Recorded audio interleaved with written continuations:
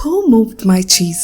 Spencer Johnson அப்படிங்கிறவர் எழுதின ஒரு ரொம்ப தாட் ப்ரொவோக்கிங் புக். இன்ஃபேக்ட் இதை 1998 தான் ஃபர்ஸ்ட் பப்ளிஷ் பண்ணாங்க.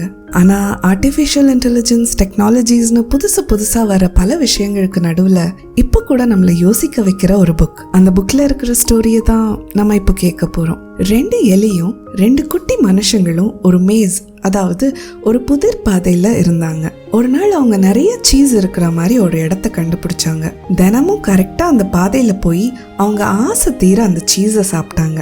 ரொம்ப சந்தோஷமா இருந்தாங்க. அந்த 2 மனுஷங்களும் அவங்க வாழ்நாளுக்கான சாப்பாட்டு பிரச்சனை முடிஞ்சிட்டதா நினைச்சாங்க.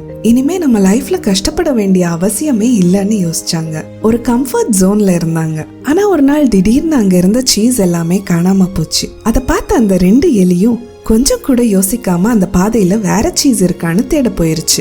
தினமும் அந்த சீஸ் கம்மியானதை அந்த 2 எலியும் கவனிச்சு அதுக்கு தயாரா இருந்துச்சு. அந்த 2 மனுஷங்களும் வந்து அங்க சீஸ் இல்லைங்கிறத பார்த்ததும் ஷாக் ஆகி அவங்களால அதை நம்பவே முடியல, அக்செப்ட் பண்ணவும் முடியல. தினமும் அவங்க சாப்பிட அந்த சீஸ் குறைஞ்சதை அவங்க கவனிக்கல.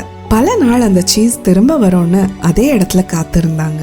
மாற்றம் ஒன்றே மாறாதது. அது நம்ம லைஃப்ல எந்த விஷயத்த எடுத்துக்கிட்டீங்கன்னாலும் பொருந்தும். சக்சஸ் அப்படிங்கிறது மோஸ்ட் ஆஃப் த டைம்ஸ் நம்ம கம்ஃபர்ட் ஜோனுக்கு வெளியில தான் இருக்கும். நீங்க உங்களை சுத்தி நடக்கிற சேஞ்சஸை கவனிக்கிறீங்களா? அதுக்கேத்த மாதிரி உங்களை நீங்க மாத்திக்கிறீங்களா? உங்களை எக்விப் பண்ணிக்கிறீங்களா? நீங்க இவ்வளோ நாள் செஞ்சதை தான் இன்னும் செய்ய போறேன்னு சொன்னா வித்தியாசமான ரிசல்ட்ஸை எதிர்பார்க்க முடியுமா?